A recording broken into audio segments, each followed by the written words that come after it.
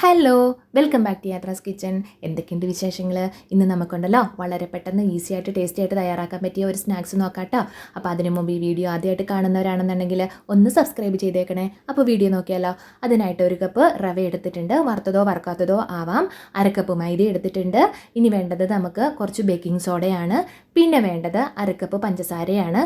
അത് നമുക്ക് പൊടിച്ചെടുക്കണം. പോരാത്തതിന് ഒരു 5-6 ഏലക്കായും കൂടി ഇട്ടോളൂ കേട്ടോ. അപ്പോൾ അത് നമ്മൾ പൊടിച്ചെടുത്തിട്ടുണ്ട്. ഇനി അതെല്ലാം കൂടെ ഒരു പാത്രത്തിലേക്കാക്കി മിക്സ് ചെയ്തെടുത്തോളുക.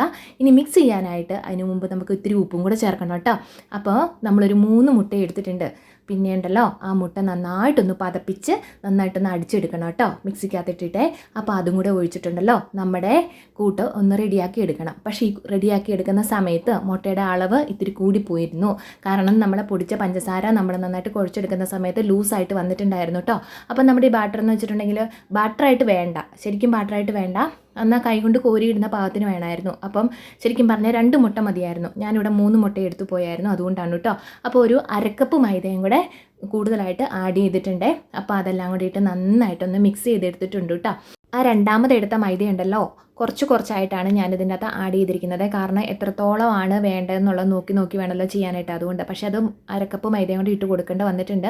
ഇനി പ്രത്യേകിച്ചൊന്നും ചെയ്യാനില്ല. നമുക്ക് നമ്മുടെ കടായി അടുപ്പത്തോട്ട് വെച്ച് കുറച്ച് എണ്ണ ഒഴിച്ചു കൊടുത്തോളുക. എണ്ണ ചൂടായി കഴിയുമ്പോൾ ഒന്നുകിൽ കൈ കൊണ്ട് കുട്ടി നമ്മുടെ വലിപ്പം, അത് ഒരു ഉണ്ണിയപ്പത്തിൻ്റെ വലിപ്പം എങ്ങനെ വേണേലും ഇട്ട് കൊടുക്കാവുന്നതേ ഉള്ളൂ കേട്ടോ. അപ്പോൾ ഞാനിവിടെ ഒരു കുട്ടി സ്പൂൺ എടുക്കുമായത്, സ്പൂണിനകത്തോണ്ട് ആദ്യം കോരിയിട്ടു. പിന്നീട് ഉണ്ടാക്കിയപ്പോൾ അത് കൈ കൊണ്ട് കോരിയിട്ടു. വലിപ്പമാണെങ്കിലും ഇത് ആദ്യത്തെ തവണ ഉണ്ടാക്കിയപ്പോൾ ഇത്രയും വലിപ്പത്തിൽ ഉണ്ടാക്കിയെടുത്തു. രണ്ടാമത്തെ തവണ വന്നപ്പോൾ ഇച്ചിരി കൂടെ കുറച്ചു. കാരണം കുട്ടികളൊക്കെ ഉള്ള വീട്ടിൽ നമ്മുടെ എണ്ണം നോക്കി വേണമല്ലോ ചിലപ്പോൾ ഉണ്ടാക്കാനായിട്ട്. അവർക്ക് എണ്ണമാണ് കൂടുതലും അവർ നോക്കുന്നത്. ഇത്ര എണ്ണം കഴിച്ചു, അല്ലെ ഇത്ര എണ്ണം കിട്ടിയില്ല എന്നൊക്കെ പറയും. അതുകൊണ്ട് അത് ഒഴിവാക്കാനായിട്ട് രണ്ടാമത് ഇട്ടപ്പോൾ കുഞ്ഞാക്കിയാണ് ഇട്ടത് കേട്ടോ. അപ്പോൾ അതേ അധികം നേരമൊന്നും വേണ്ട, ലോ ഫ്ലെയിമിൽ ഇട്ട്. അപ്പോൾ ഈ മുട്ട ചേർത്തിരിക്കുന്ന കാരണമാണ് ഈ എണ്ണ പതഞ്ഞു വരുന്നത് കേട്ടോ. അപ്പോൾ അങ്ങനെ നമ്മുടെ സ്നാക്സ് ഇവിടെ റെഡി ആയിട്ടുണ്ട്. വളരെ ടേസ്റ്റിയാണ്, ഈസിയാണ്, നല്ല ടേസ്റ്റാണ്, പറയാതിരിക്കാൻ പറ്റില്ല. അപ്പോൾ ഒരിക്കലെങ്കിലും ട്രൈ ചെയ്ത് നോക്കണം. നോക്കാത്തവരാണെന്നുണ്ടെങ്കിൽ കുറേ നാളത്തേനൊക്കെ വെക്കാനൊക്കെ ആണെങ്കിലും പറ്റും. നമ്മൾ വെളിച്ചെണ്ണ ഉപയോഗിക്കേണ്ട, അല്ലാത്ത എണ്ണ ഉപയോഗിച്ചാൽ മതി. വെളിച്ചെണ്ണ ഉപയോഗിച്ചിട്ടുണ്ടെങ്കിൽ ചിലപ്പോൾ കനച്ചു പോകാൻ സാധ്യതയുണ്ട് കേട്ടോ. നല്ല ടേസ്റ്റാണ്, ചായക്കും കാപ്പിക്കൊക്കെ നല്ല ടേസ്റ്റാണ്, വെറുതെ കഴിക്കാനും. അപ്പോൾ ഈ വീഡിയോ ഇഷ്ടമായെങ്കിൽ ലൈക്കും ഷെയറും കമൻറ്റും സബ്സ്ക്രൈബൊക്കെ ചെയ്യാനായിട്ട് മറക്കല്ലേ. ടാറ്റാ.